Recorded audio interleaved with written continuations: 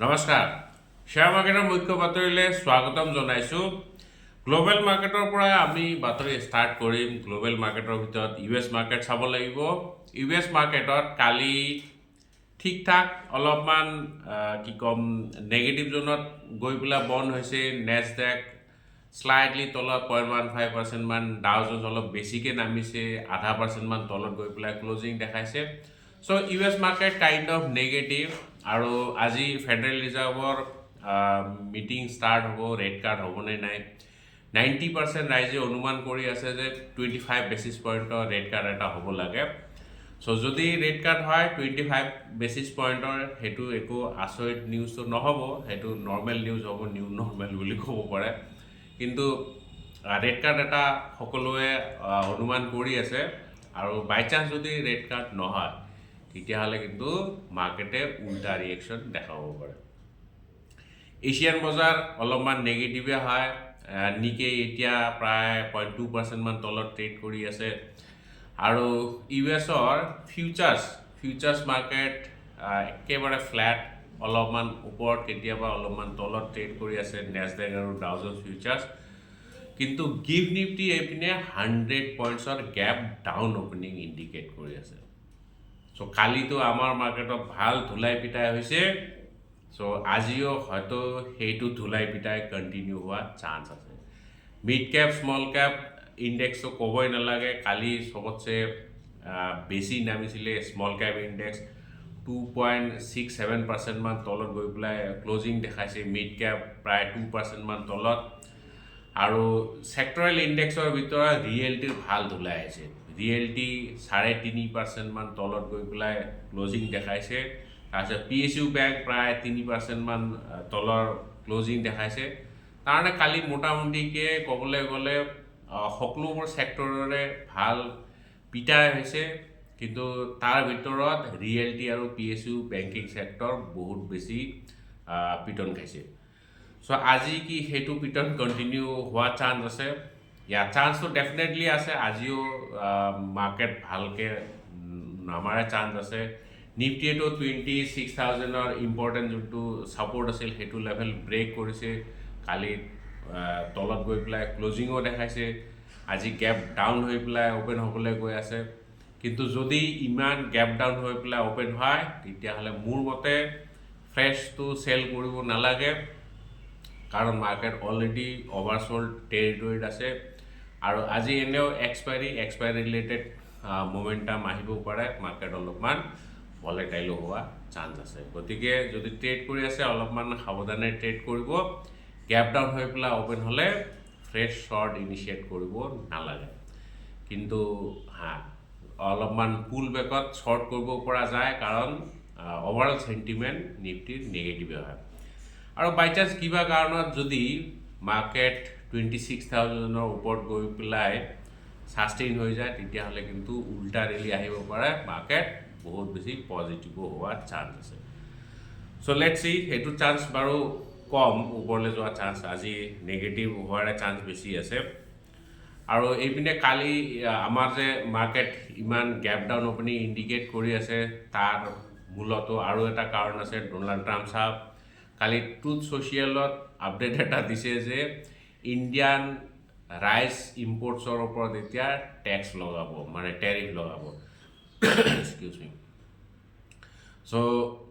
এটা ছেক্টৰতো এৰা নাই ফাৰ্মাই কওক ফাৰ্মা বাৰু জেনেৰিক মেডিচিন ঠিকে আছে যোনবিলাক পেটেণ্টেড মেডিচিন বা ব্ৰেণ্ডেড মেডিচিন সেইবিলাকৰ ওপৰতো টেৰিফ লগাইছে আৰু এইপিনে বাকী সকলোবোৰতে লগাইছে আপুনি টেক্সটাইলে কওক অটো পাৰ্টছে কওক চবতে লগাই দিছে কিন্তু এতিয়া কৈ আছে আমি যে ৰাইচ এক্সপৰ্ট কৰি আছোঁ সেইটোৰ ওপৰতো ডোনাল্ড ট্ৰাম্পে টেৰিফ লগাব বুলি কৈ আছে সো সেইটো কাৰণে মাৰ্কেট অলপমান নেগেটিভলি ৰিয়েক্ট কৰি আছে সো যদি এনেকুৱা হয় কেইটামান কোম্পানী আপোনালোকে মন কৰিব তাৰে ভিতৰত এটা হ'ল LT ফুডছ আৰু আনটো হ'ল KRBL India Gate basmati rice যে এক্সপৰ্ট কৰোঁ আমি সেইটো KRBLৰ হয় তাৰপিছত কহিনুৰ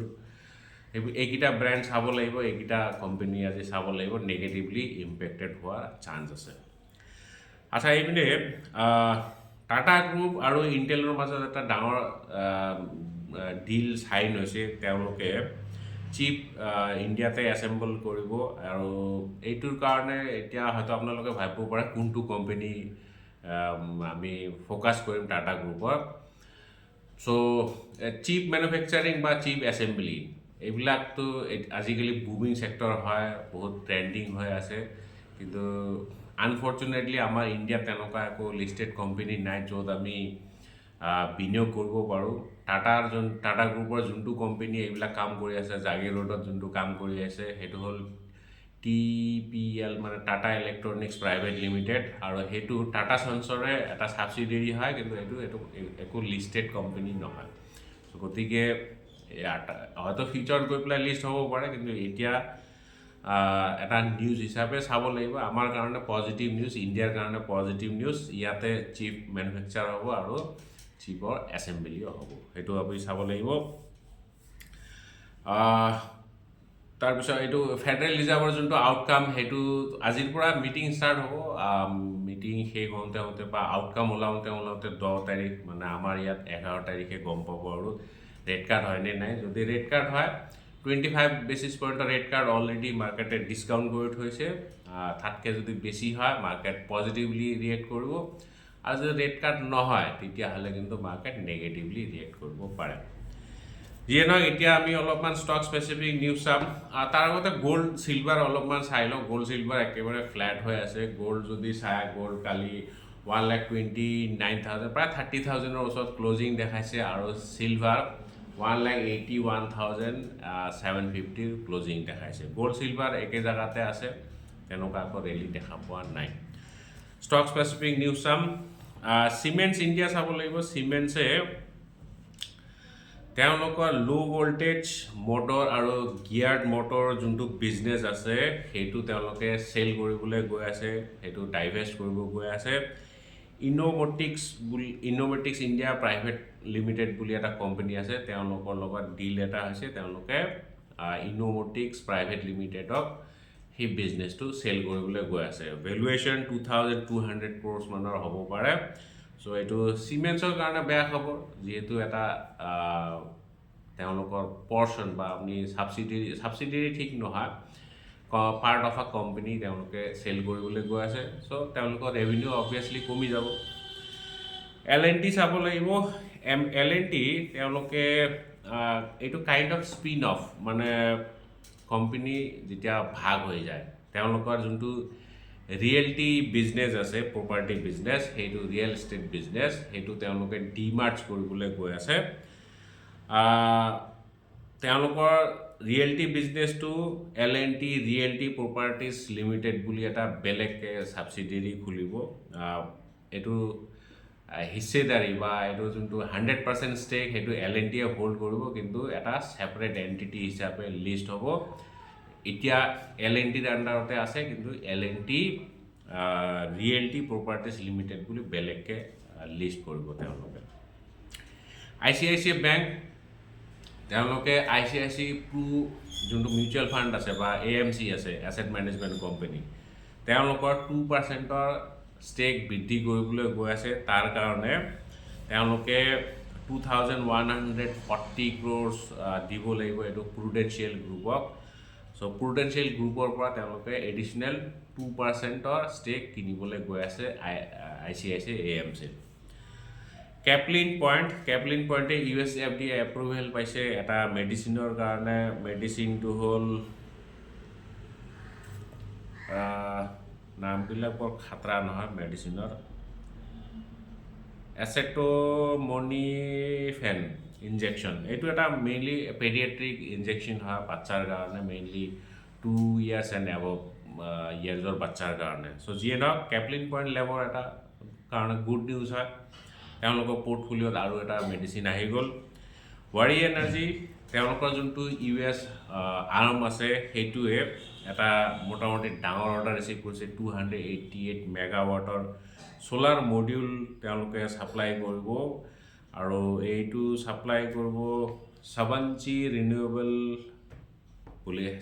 ৰিনিউৱেবলছ বুলি এইটো টেক্সাছত তেওঁলোকে দুটা প্ৰজেক্টত কাম কৰি আছে তাৰ কাৰণে সোলাৰ মডিউল সাপ্লাই কৰিব সো ৱাৰি এনাৰ্জিজ ফোকাছত থাকিব তাৰপিছত এনবিচিচি গম পায় এইটো এটা ৰিয়েল এষ্টেট কোম্পানীয়ে হয় তেওঁলোকে 175 ৰেজিডেন্সিয়েল ইউনিট গ্ৰেটাৰ নয়ডাত বিক্ৰী কৰিছে আৰু এইটো ই একশ্যনৰ জৰিয়তে বিক্ৰী কৰিছে টোটেল ভেলুৱেশ্যন 485 ক্ৰ'ৰ আৰু লগতে দুটা অৰ্ডাৰ তেওঁলোকে ৰিচিভ কৰিছে গাজিয়াবাদ ডেভেলপমেণ্ট অথৰিটিৰ পৰা তাৰ ভেলুৱেশ্যন 643 ক্ৰ'ৰ গতিকে এনবিচিচিও আজি ফোকাছত থাকিব চ' আজিৰ বাতৰি ইমানেই কাইলৈ আমি আকৌ লগ পাম জয়